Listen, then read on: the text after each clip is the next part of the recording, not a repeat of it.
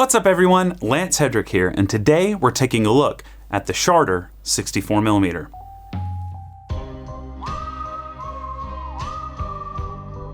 Now this video has been highly requested by many of you because this is an extreme budget-friendly grinder. That being said, it took me a while to find one in Europe, and when I did, it was 180 euros from a shop in Romania, so that's closer to 200 US dollars. So it doesn't seem like full global distribution is in full effect just yet, though by the time this video is out, maybe it is, who knows, but I do know it's cheapest right now in the US. Even still, I think it warrants a look.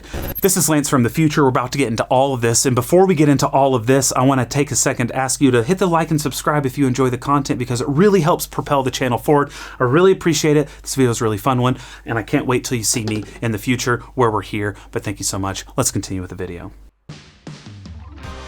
In the grinder world, it has been a bit stale, meaning that all these grinders coming out seem to not really offer anything outside of just, oh, this one has better alignment with just smoke and mirrors, or this one has less retention, or this one is, you know, all these little things that are not really innovative.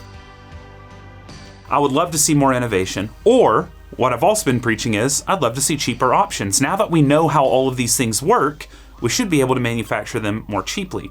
And that's where this comes in, something that is exciting. A 64mm grinder for less than half the cost of one of the most budget-friendly options, the DF64, is on the market.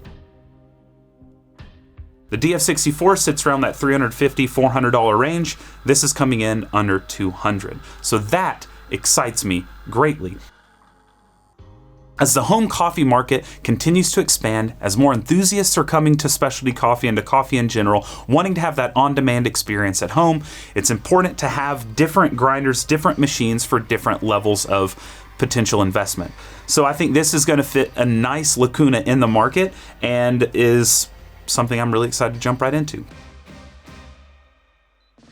Seems that home enthusiasts for years have been kind of ramping up 64mm as the ideal home experience for people who want that flat burr experience. Now, of course, lots of you love your cones, nothing against that, but I do think you get to open up more flavors, more potentials when you go to a flat burr setting. Now, not to say flat burrs are a priori better than cones, but they do have a higher potential threshold when it comes to pulling out a slew of different flavors.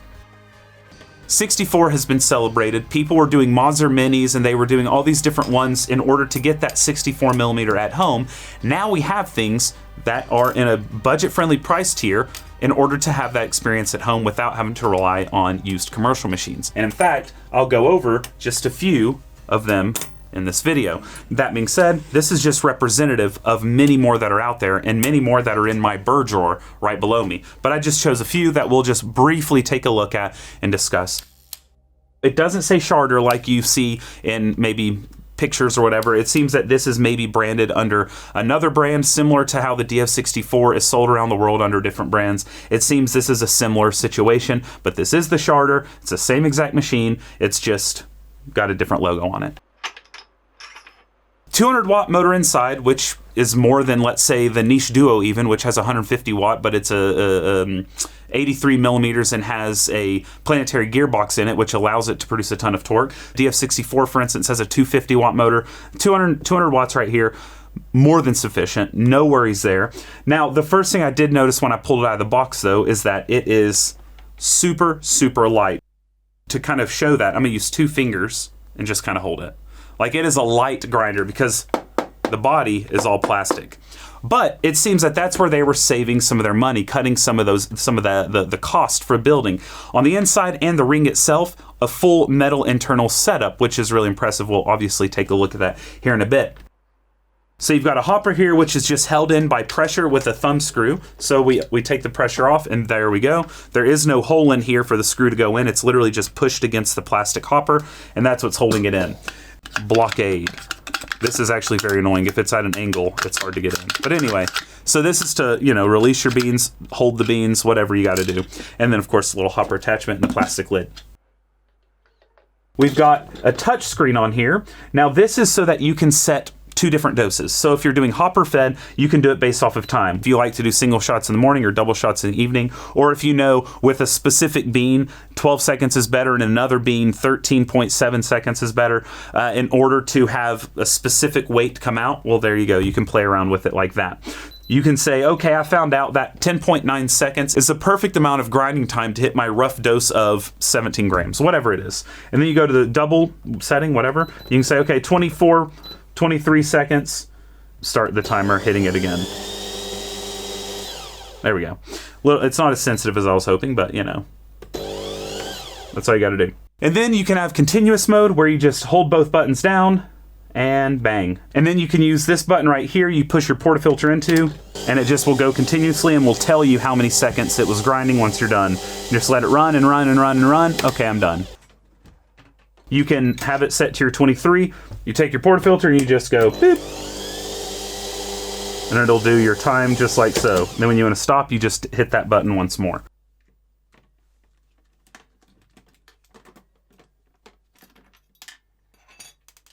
You can take off the portafilter fork, so you can just use it as a normal doser and dose right into that. Doesn't stay super well, of course. You may want to, you could also put like a magnet or something on the bottom, but it kind of stays there. Sort of. Or you can hold it. Everything's kind of clunky. It's not a great feel, but what are you expecting for 150 bucks? So we're going to take a look at the RPM of these burrs, and we're going to just take a look at the construction inside. Now, opening this up is very, very easy. You just grab the collar and you go coarse, just like most all these other grinders can do, like the DF64, for instance. So we're just going to go coarser and coarser. Now, what you'll notice is moving this is actually pretty difficult. It's similar, again, to the Mazzer, which has brass rings or brass threading, which gives it a lot of stability, so you're not going to have any drift when you're grinding your coffee. Then we have an all-made metal grinding chamber. So this top burr has the funnel essentially attached to it. You have an O-ring here, and then stainless steel onto the burr itself. Then right inside on this front flap, we've got a little safety mechanism. That little red thing, that won't allow you to turn the grinder on once it's pulled off. So unless that's fully compressed, you cannot activate the grinder. Obviously, when you are dialing in coffee and you move that dial, the top burr is going up and down based off of the springs that are right here. You have a spring there, you have a little spring here, and a spring here. When you see this grinder, when I pulled out of the box, I had little to no hope, little to no expectation. I mean, it just feels so raggedy. But in reality, the actual housing is great. This whole segment is just thick stainless steel that's been put into the grinder itself. So they're focusing all their attention, their money when it comes to the construction on that Burr chamber, which is important because that is where the magic happens. So when we get in here, we can measure the RPM. I have to compress the red, but I can take my tachometer, I can take a bit of reflective tape and put it on the burr, and we can see what the RPM is. Now don't try this at home because I have an open chamber plugged in, and then essentially I'm going to shine infrared light onto it and we'll see what the RPM is. Looks like we're at about 570 RPM. Without load. So that means under load, it's probably going to dip to like 400 or 420. I know that someone in one of these Discords, EAF, was able to, using the frequency of the noise, was able to dictate what the RPM is under load once I was grinding beans, which is crazy. There's some math out there where you can take the frequency change and dictate what the RPM drop is. They're definitely stepping down the motor, which is going to increase your torque, which is a good thing. 200 watt motor, you're stepping it down to 600 RPM. That's going to increase the torque capability. I do believe, you can correct me if I'm wrong, but I do believe that's accurate. But anyway, 600 RPM, that's impressive. In order to have nice alignment, people think that the marker test, which is where you take Expo marker, you draw around the rim of the burrs, and then you shim it with metal shims underneath it in order to level it out. And they rely solely on that marker test as if that's the end-all be-all. Like that is going to fix your alignment. That's not true. And the reason for that is the alignment of this is completely reliant on these threads being perfectly toleranced. So as it's going down perfectly level. If you go too tight in order to chirp, you're going to wipe off more, even if it's not proper. So a lot of people go too far into their chirp and they'll get a clean wipe and they assume that it's aligned. Not true. And also, again, you're relying on the threading to be perfect with this. And at this price point, I'm very skeptical that it is. In addition to that, in order to get perfect alignment, or in order to get good alignment or hyper alignment, you have a built-in issue, which is you better hope that that axle coming out from inside the machine is perfect. If there's any wobble at all, even if you get a clean wipe, you don't have perfectly lined burrs. Because these are on springs, they are going to give some pushback once beans actually go in and start to fill up the burr cavity. You are going to have a little bit of movement, microscopic, but it will throw off whatever alignment you spent hours doing. So my biggest advice is if you get one of these grinders, a DF64 or this, they're not perfectly machined to where there's no wobble of the burr before you put the screws in. Make sure it's perfectly centered. If those burrs are off, and what I mean by that is perfectly centered. If they're off like that, they're obviously never going to be that off, but just for the visual, if they're off like that, it's going to have a much bigger issue than if you don't have a perfect swipe and they're not perfectly parallel. In order to get that kind of perfection or to get that heightened experience, that's when you need to shell out for something like a Zerno, which is machined in a specific way to ensure essentially quasi-perfect alignment. But how much of a difference in cup is there from something like this to a Zerno? In my opinion, there's actually a decent jump for people who are experienced tasters. If you're inexperienced, you don't drink light roasted coffee, you're not looking for specific nuances, there probably won't be that big of an experience, especially if you're drinking darker roasted coffees and doing kind of traditional style shots. The jump to this is not going to be what you see online of people talking about flat burrs unlocking flavors. You're going to get to this and go, this didn't really do too much for me. And that's going to be a fair criticism. And it's because the stock burrs are very forgiving burrs that are made for all roast levels and for espresso largely. And one way you can kind of see that is the amount of pre-breakers. Pre-breakers are essentially this early breaking feature. The first place the beans actually hit, that's a wider gap between the two burrs, and they essentially serve to crack the bean into small enough pieces so they can continue to feed through the more and more narrowing gap until you have the finishing teeth. Of course, you can have a separated pre-breaker like an auger that acts as a pre-breaker. When you have a ton of pre-breakers like this is going to produce a lot more fines, as opposed to something like this, which has much bigger pre-breaking steps, okay? Now, that being said, this will also produce a decent amount of fines because you are breaking into big chunks and they're immediately going to your second phase of cutting, which is a very small area. But those are not the only things to look at on a burr face. You also have to look at the angle that's going in because the size of the burr gap is going to cause a lot of difference in how the beans are being fed through those burrs. And then, of course, you have something like this burr. It goes straight into the second phase to the final crushing stage. It just has two phases, and it tends to produce a lot less fines. Anyway, so these are more so like espresso burrs. You'll see similar geometries on like Eureka stock burrs. You'll see similar geometries on the DF64 stock burrs, a towel mill, key burr, all these different types of burr manufacturers. But of course, at 64 millimeter, you can plug and play. Now I know what you're saying. Why would I spend $150 just to put in new burrs that cost more than the grinder? It's a great question. And that's a big part of what I want to do in this video today. I think this grinder is a fine grinder, but I do not recommend buying it if you are not willing to put some other burr sets in it. You can get as good or better espresso from something like the Baratza Encore ESP Pro or the ESP or the Fellow Opus. All of those are producing similar shots of espresso, if not a little better than these flat burrs can afford. They're going to give you fine texture, they'll give you fine acidity, they'll do fine with whatever coffee you put in there, but they're not going to give you what a lot of people have been yearning for when it comes to this platform. You have an opportunity, 64 millimeters, you're excited, you have the money, let's buy this, we're going to change my life. It's not going to change your life. Does that mean you must buy $200 burr sets from SSP in order to improve your experience? No. We have a lot of other options here that we're going to go over.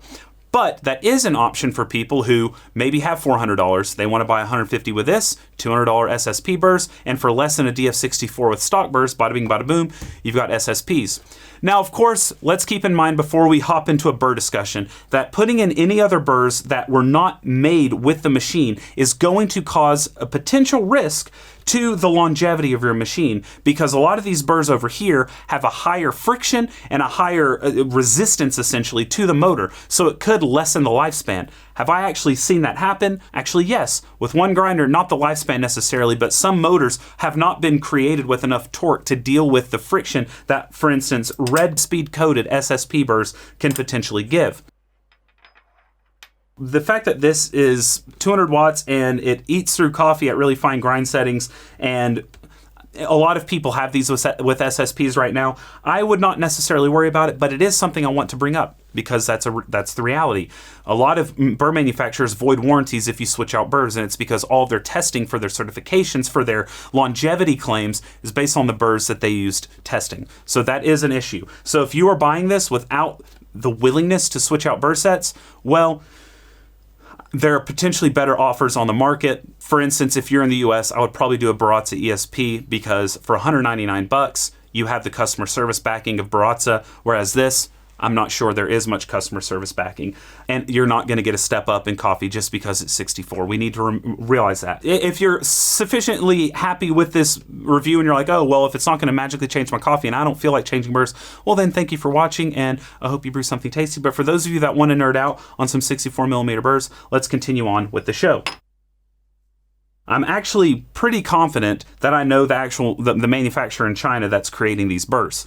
I have a similar set of burrs over here. Now, the striations here are a bit longer. This is an old, like 5-year-old burr set, but the machining and everything else looks very similar. This has coffee oils on it because they're older burrs, but it looks very similar in their construction. There aren't as many burr manufacturers in the world as you might think.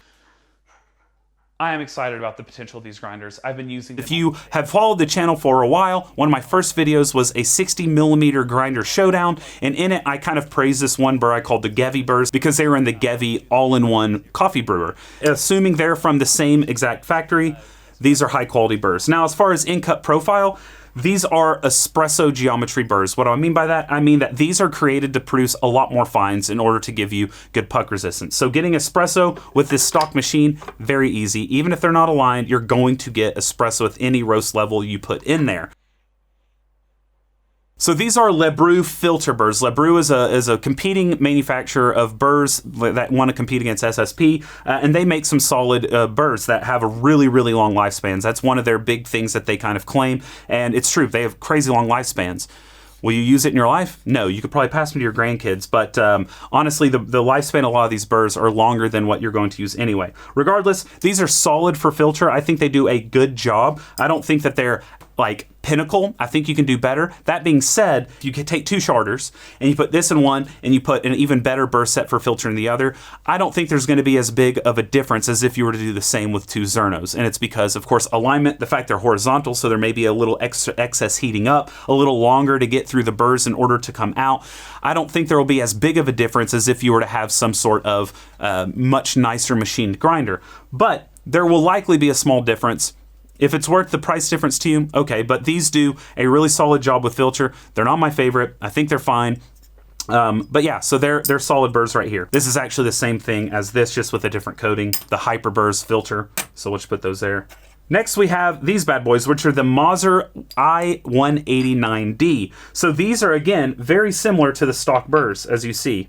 The early pre-breaker, you have three kind of cutting faces for the secondary, then you have the final crushing phase.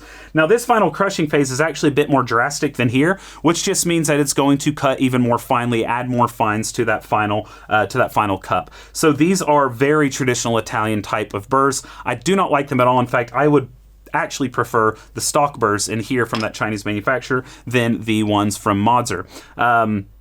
But if you're wanting even more fines produced, you could do these, though I don't think they warrant the price. I have a better option if you're wanting to improve the big body, etc., than that, and that is this next burr set. Now, this being said, these are very difficult to find. You can only find them used, but they are ceramic burrs that used to be housed in the La Marzocco Swan some years ago. This produces some of the best traditional espresso one can make. Way better than any cone burr on the market could ever do. I'm not kidding. Any price point, any cone burr, I put this up against it for thick, syrupy, beautiful mouthfeel. They're incredible, but you can only find them used on used websites. Good luck finding them. They'll probably be all gone. It took me a while to find my pair, but if you can find well-manufactured ceramic burrs, go for it. These were made by Makunig, I do believe, so maybe you can even reach out if you're a big traditional fan to see if they have any lying around or if they'll make some more. That all being said, ceramics have small lifespans compared to steel, so they could dull out pretty quickly, but these make incredible traditional style espresso. Next, we have another set of burrs from that Chinese manufacturer that made these, and who I suspect make the ones for Shardor. These are a bit more filter focused, though they do espresso really well as well. You can find these on like AliExpress, on Alibaba. Just look and try to match this kind of geometry. Another very common geometry. They're almost identical to what Gorilla Gear does for $200, and honestly about the same cut profile. So this is a very solid set of burrs. I can't tell you what the name of them are because I got them on AliExpress some years ago and it's just under random things. But if you look up 64mm burrs and try to match that profile, these do a solid job. Like, they are good, and you can get them for like $30. Next, we have another set of Le Brews. These are more espresso focused. So think kind of like the HU from SSP versus the MP from SSP. These do a good job, but of course, it's almost identical in geometry to this, which has been out for multiple years. Almost identical. These will have a longer longevity. These have a bit longer second cutting stage, or a bit bigger one, not longer. They actually have more cutting face on this burr set than on the Le Brews. But anyway, these are solid. They give you good body. They give you good acidity. They give you good sweetness. All right, so next we're going to go with SSPs. These are their lab suites. They have 3 different versions out there. V3 is what you want if you're espresso focused with a little bit of filter. It does filter okay, but it's definitely more so geared towards espresso with a bigger range. V1 and V2 are definitely more straddling the line, and some people struggle making espresso because they can't really go fine enough, but they're much better for filter. V2 is a little more espresso focused than V1. V3 is like, he was like, okay, we need to make this with a big range for espresso. They're fine. They give you like a zingy acidity and a decent sweetness, but to be honest, these are probably my least favorite 64mm SSP burr, personally, because I just don't think they do anything incredibly well. There are a lot of people that swear by them, and that's great, but if I'm wanting acidity, I'm wanting that clarity, then I want it to be like, bang, this is acidity, this is clarity, and that's where the multi-purpose burrs come in. Now, there are multiple different iterations. Hansung does Hansung things at SSP, but I find that all of the iterations do a really nice job making super clear espresso filter, like piercingly so. I think people get a little obsessive with big burrs and think that these underperform much bigger than they do. Yes, I think you can get more clarity, more acidity, etc. from bigger burrs, depending on the burr geometry. It's not just a given, but these do an incredible job, and people, I think there was such a big hype for them a few years ago. I mean, I've tattooed one of these on the back of my arm, that people now think they're overrated. I disagree. I think you're ridiculous if you think that. They're fantastic burrs, still one of my favorite burrs in existence because they punch so far above their weight. And then last, we have the HU burrs, high uniformity burrs from SSP. These are great for traditional style espresso. It's kind of like if SSP multi-purpose burrs had a baby with the ceramic burrs. It gives you nice texture, not to this extent. It gives you nice clarity, heck, not to this extent. It gives you kind of this middle feeling, which is nice. I honestly think these, from a lot of people, I don't think they're going to see a huge quality difference. In fact, some may prefer this to the HU. I think HUs are good, but I think that, again, like the Cass, I think they're a little underwhelming for what they offer. And now I'm actually going to switch my vote. These would be my most underwhelming 64mm SSPs. This one's a V3, so this would be second most underwhelming because it's mostly espresso. I think V1 and V2 would probably be my second favorite behind the multi-purpose. Now, you also have Brew burrs from SSP at the 64mm, but I would not waste putting Brew burrs in this just because that's something I think you want a Hyperline grinder for. But anyway, putting these burrs into this grinder, you're not guaranteed to get the full performance of these burrs. So if you're wanting to buy SSP, these are the most expensive burrs on the table at about $200 a pop. You better be dang sure that you want SSP in here, okay? I think that putting multi-purpose is probably best bang for your buck, or your best bet to have something wildly different, because I think the HU burrs are going to perform not the same as the stock burrs, of course. I think they will be better, but because of the inherent alignment issues that will be there, I don't think they're going to be like, oh my God, everybody come taste this. It's going to taste way different. The V3 cast burrs, I don't think will necessarily be, oh my God, hey partner, come over here. You don't drink coffee much. You're going to see a huge difference. I don't think they will. The multi-purpose burrs will definitely give you a huge difference. Even with the inherent potential alignment issues, they're going to give you a huge difference and make this a grinder that can do filter. Now, the Brew burrs from Le Brew, I think will do a great job as well. And there are some people who prefer these to SSP. Truly. I have never seen that. even in this grinder, when I use the multi-purpose versus these, I do see a pretty clear difference with the multi-purpose burrs. But if you're someone that drinks filters like 20% of the time, espresso 80%, you like your clarity, you like your acidity, and you don't want to spend $200, this can do espresso, this can do filter, and it's going to do a much better job than the stock burrs, and they're cheaper than SSP. These, again, I know I'm toying with you because they're impossible to find because you can only find them used, but these give you insane texture, and I recommend them. There's also a 64mm pair of Ditting burrs that are that you can find. I think you can buy them actually from Olympia. That's what they put in their grinders, and those give you really nice texture and really nice sweetness. They're currently, I don't know where they are, honestly. Actually, I had to send the grinder back, so I think they're with the grinder. But anyway, they give you insane sweetness, all this stuff, but I think you can buy them from Olympia. But I also recommend those for nice body, nice sweetness. They're incredible. That's why Olympia uses them. Lever espresso heads that want dark roast, they're great.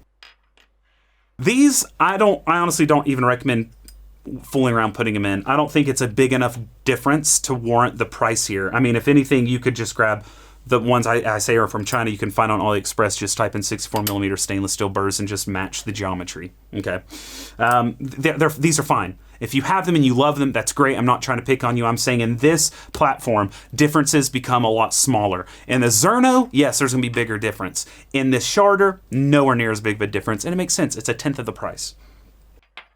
Then, of course, we can talk about the Monster burrs. The only way you should have these is if you bought the Phylos and because you love the brand and you love dark roast espresso and you know you love Monster as a brand. I don't see a reason to buy these separately for any grinder. Personally, even if you love dark roast, there are better burr options out there. These, I'm not a big fan of the texture it gives. I think they're better burrs for texture. They don't really do anything for filter at all. Terrible for filter. So I don't really see the point in those. But anyway, that's our burr overview. That was really long, but people keep asking for an update on 64mm burrs. That is my update for now. I still think the 64mm SSP multi-purpose burrs reign supreme at that platform. And yes, they all do fit in here. I've already done that. So please understand, yes, they all do fit. There's no worries there. So putting it back in, you just kind of line it up. You put a little pressure onto those springs, and then you just start threading it back in, going finer and finer and finer.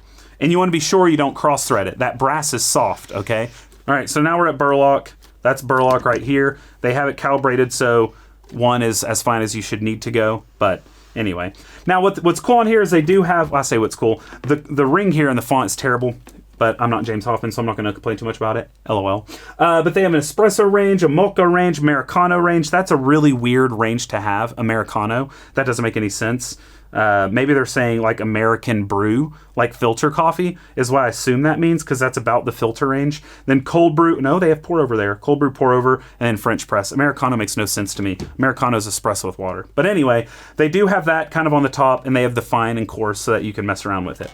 Now, to do what I always do at the end, which always ticks people off, this is where we're going to actually use it. So I'm not going to faff around and make a ton of stuff. I've done my testing. You either believe it or you don't. I will grind so you can hear what espresso setting is like grinding coffee, because hearing is important. And then I'll brew some filter using the stock burrs so you can kind of see what that looks like with seasoned burrs, how muddy the bed is, and then we'll talk about the taste. But yeah, let's go ahead and get that going. I'm going to leave the hatch open because whenever you're hopper feeding, it's going to be a cold start, right? Because beans will be down there from your previous one. So I'm going to go ahead and put some beans in here. These are pretty lightly roasted, and we're on essentially grind setting 1. Let's go to 1. All right, so we've got about 30 grams of beans in there, and here we go.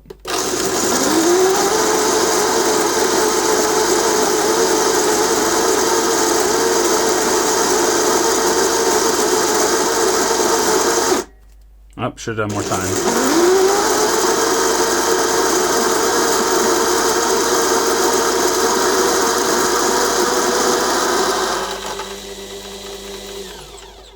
So there you have it. All right, about 20 seconds. Let's just make sure. It seems like maybe it was a little bit more than 30 grams. Maybe it was 40. I can't remember what I put in there. It's 34 grams. So takes about 20 seconds for 34 grams at the finest setting. But as you saw, that was a cold start, 2 cold starts, and it went to, I mean, that is finer than you ever need. Now, is it Turkish fine? Maybe. You can go finer though. Let's see. Let's go Let's go to chirp. Is that chirping? That's definitely chirping. That's gotta be chirp. It's so badly misaligned out of box. Like, you can hear the misalignment. If it were to be aligned, you would hear a flush, like a chirp sound that's all flush, but you can tell. Hear that?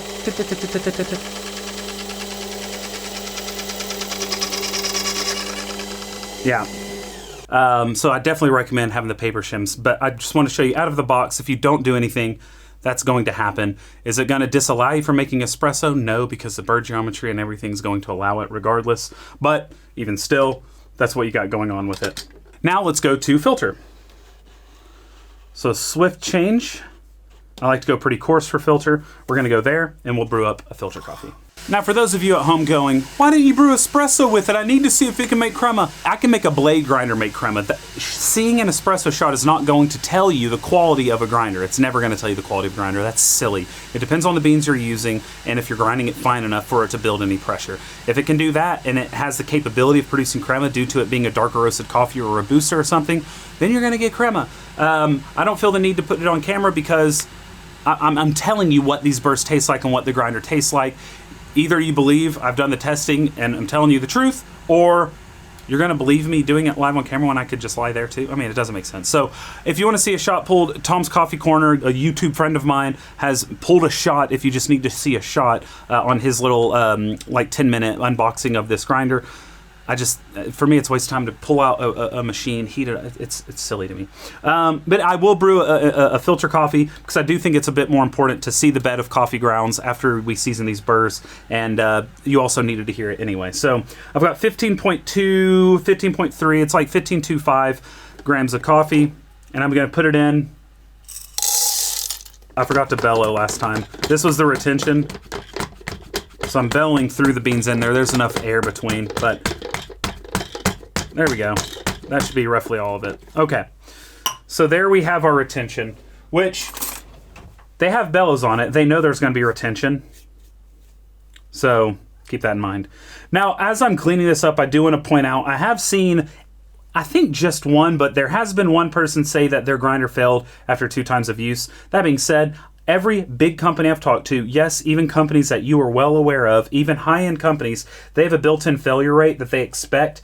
Some are bigger than others, but seeing just 1 or 2 should not put you at concern, in my opinion. That being said, it's important to note that there is at least one person that has pointed this out. So we're at 15.25. Let's see what we get when we grind this up.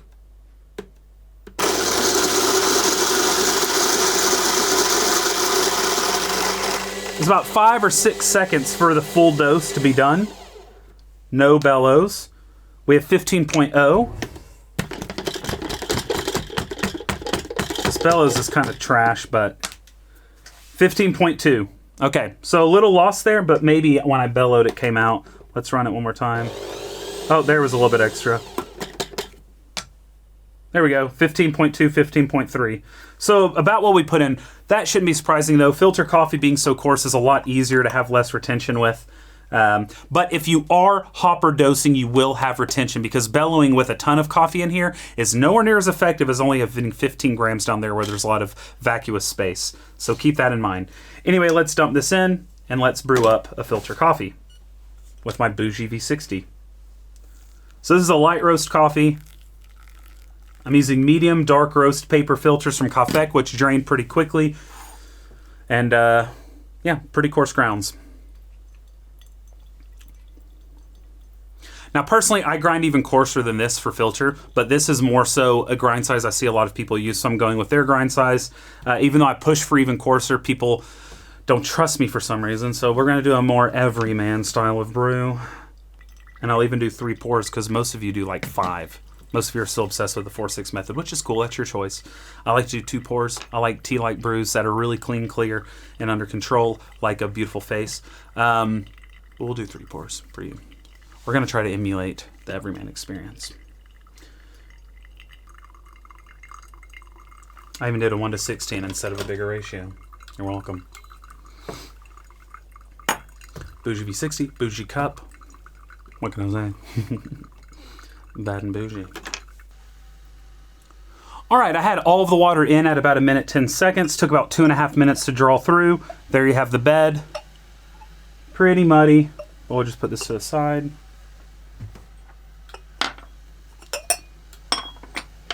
And that's probably still coarser than what a lot of you do. I go even coarser than that, just FYI. But let's go and take a sip of this. It's a lightly roasted coffee.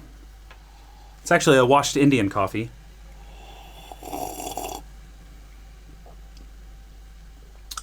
Little muddy, but honestly, it's not terrible. The coarser you go, the better your burrs are always going to perform for filter. You're always going to have a bit more unimodality, a bit less fines production. So I always recommend going coarser and coarser, but it's fine. It will have a big bump when you go to a filter-specific burr set, like from Brew or definitely from SSP. But it's not the end of the world. Like this, you're not going to brew filter with this and be like, ugh. Now the Baratza can do just as well. Opus, probably maybe just as well. This could even be a little better. I wasn't stoked on the Opus filter. It was fine. But you're not going to get this in like, oh, I have the flat burr filter coffee experience. You're not really getting that. It does fine. The final thing before we close this video out, the final thing we need to ensure of, I think you know where I'm going with this. Can the Shardor soup? Let's find out.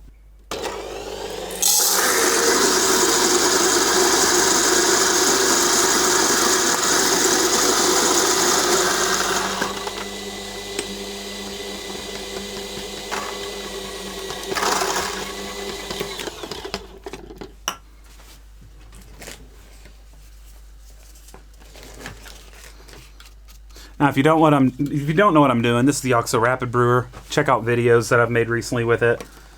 Soup is the brew of the future. Brew of the future. Let's get a decanter. Put that there. Take our water. 22 grams of coffee. 80 grams of water. Pull off to the side. Twist. Saturate.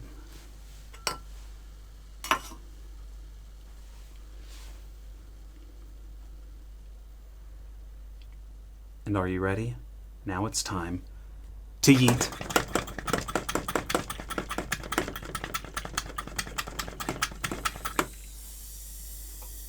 Soup. The way Mama taught me. Soup du jour. Let's see how the soup tastes.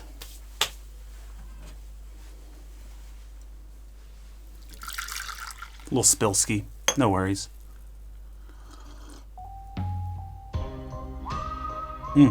Super forgiving. It's not bad. I've had better soup than this. It does an okay job. The more fine you go, the less exciting the grounds become, but it's fine. Anyway, messy. I love being messy at the end of a video because that's how my brain is. But anyway, that's the Shardor 64. 150 bucks. Should you buy it? Well, I think if you are wanting a decent grinder that should last and does a good job, then yeah, it's a solid buy. If you're someone that really wants SSP experience, but you cannot see yourself spending 650 bucks getting the DF64 and SSPs, I actually think this is a fine platform. I don't know how much build quality you're getting inside the chamber above this when you go to a DF64. Maybe a little bit, but in all seriousness, I think you're gonna have similar fears of alignment issues with a DF as you do with this. I think if you're okay spending like 500 bucks, the Time War 064 is still my cheapest 64 millimeter to get the best experience with 64 that you can get, and then swap burrs into it, but then that becomes 700-800 bucks with SSP burrs. So if you're someone, you want SSPs, you can't justify the grinder costs in addition to these burrs, which by the way, these are often found used online in different forms, but it does a good job. It's a solid grinder. It's harder for me to recommend it if you're using it out of the box when you could have a better customer service backed option like a Baratza. Or if you have DF54 in your area, a lot of the people reselling those have incredible customer service backing as well. And out of the box with the base burr set, I wouldn't say it's necessarily better than a DF54. If you're getting this with the intention of souping it up at some point in the future, then this does make sense, and I think it's a solid purchase. I would just definitely recommend doing side-to-side alignment with paper shims. If you don't know what I'm talking about, you can use a forum or you can Google it or something. But anyway, that's kind of my thoughts on this. I hope that the 64 millimeter little digression was helpful to you who've been curious about some of the newer additions on the market. I hope that the overview of the machine and kind of the look inside is helpful for you. And if you are a burr manufacturer watching this, we know you can make things cheaper. We're on to you, okay? Give us nice grinders for cheaper, all right? We know. Okay, that's it for me today. I hope that you brew some soup, some filter, some espresso, whatever it is that you love, and I hope that it's really tasty. So what that really means is I hope you brew something tasty today, and cheers.